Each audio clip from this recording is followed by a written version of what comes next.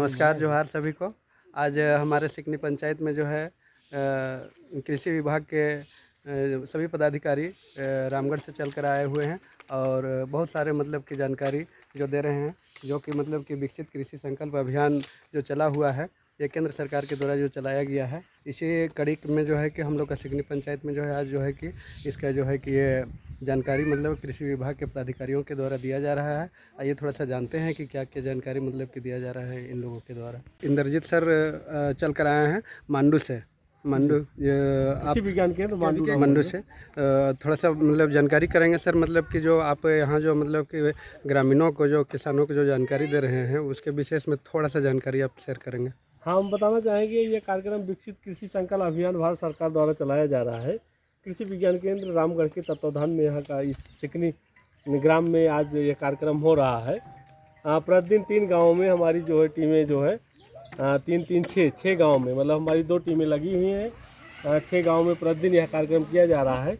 इस कार्यक्रम का उद्देश्य अभी खरीफ की फसलें जैसे मक्का, मूंगफली, धान की फसलों, मड़ुआ, ये सब फसलों को किसान कैसे उगाए, उसमें बहुत सारी बीमारियां आती हैं, कीट आते हैं, उनका प्रबंधन कैसे किया जाए, तो इन सब के बारे में हमारी जो वैज्ञानिकों को टीम है किसानों को बता रही है।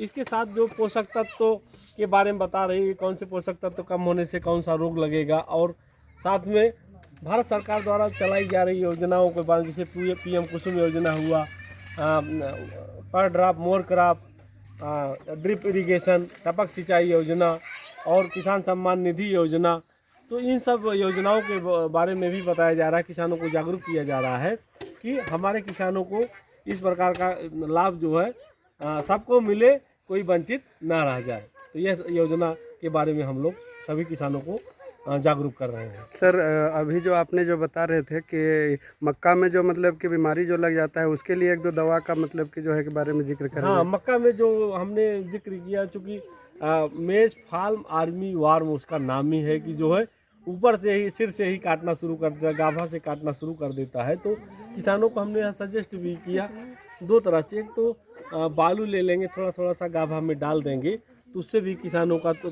कीट नियंत्रण, मतलब पौधे का कीट नियंत्रण होता है। और दूसरा, अभी एक दवा हमने किसानों को बताया, इमामेक्टिन बेंजोएट, क्योंकि बहुत सारी दवाएं अभी तक किसान डाल रहे थे, इतना रेजिस्टेंस कीटों में डेवलप हो जा रहा है कि कीट जो है मर ही नहीं रहा, खाता चला जा रहा है। तो अभी हमने दवा बताया इमामेक्टिन बेंजोएट, एक दवा जो कि तमाम कंपनियों के द्वारा बनाया जा रहा है।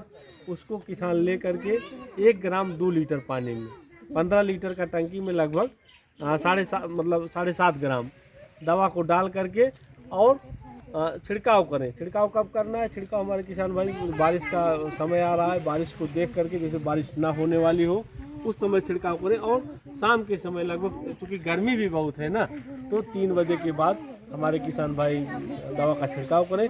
निश्चित रूप से उनकी फसल जो है कीड़े से बचत होगी। और सर धान के लिए कुछ महिलाएं जो बोल रही थी कि नहीं सके, धान का जो बीमारी जो लग जाता है, तो उसको मतलब निजात पाने के लिए कुछ बताए थे क्या? देखिए, धान का जो है, धान के मैं बारे में बताना चाहता हूँ। धान को नीचे से जो है एक कीट होता है, ब्राउन BPH उसको बोलते हैं, ब्राउन प्लांट हॉपर।